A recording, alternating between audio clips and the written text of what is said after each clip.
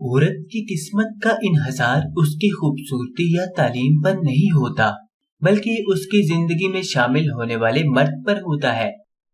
اصل محبت تو یہی ہے کہ جیسی بھی تلخی ہو جائے، کتنی شدت کی ناراضگی ہو جائے، مگر اپنے دل پہ نہ لے اور انا کی دیوار تعمیر نہ کی جائے۔ یہ بات سچ ہے۔ دو محبت کرنے والے ایک دوسرے سے رابطہ کے بغیر نہیں رہ سکتے۔ کوئی آپ سے محبت کے دعوے کرے اور رابطے میں رہے تو برائے مہربانی اپنے اندر سے یہ وہم نکال دیں کہ وہ آپ سے محبت کرتا ہے۔ مرد آنکھوں سے محبت کرتا ہے اور عورت کانوں سے محبت کرتی ہے۔ مطلب مرد اس عورت سے محبت کرتا ہے جو خود خوبصورت ہو، اور عورت اس مرد سے محبت کرتی ہے جو باتیں دل فریم کرتا ہو۔ میں نے ذلت اور رسوائی کے بعد بھی اگر محبت پر کسی کو قائم دیکھا ہے تو وہ عورت کو دیکھا ہے۔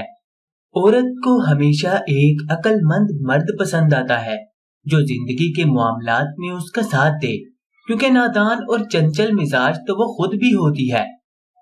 جب سایہ غائب ہو جاتا ہے اس وقت باقی رہ جانے والی روشنی دوسری روشنی کا سایہ بن جاتی ہے۔ دو ہی چیزیں ایسی ہیں جس میں کسی کا کچھ نہیں جاتا، ایک مسکراہٹ اور دوسری دعا۔ ہمیشہ بانٹتے رہیں۔ زندگی میں بڑی کامیابی وہی لوگ پاتے ہیں جو خود چھوٹی کامیابی سے آغاز کرتے ہیں۔ جو لوگ بڑی کامیابی سے آغاز کرنا چاہتے ہیں نا، تو ان کے حصے میں چھوٹی سی کامیابی بھی نہیں آتی۔ خواہش کو جنون نہ بنائے کہ زندگی میں بہت کچھ ہمارے لیے نہیں ہوتا۔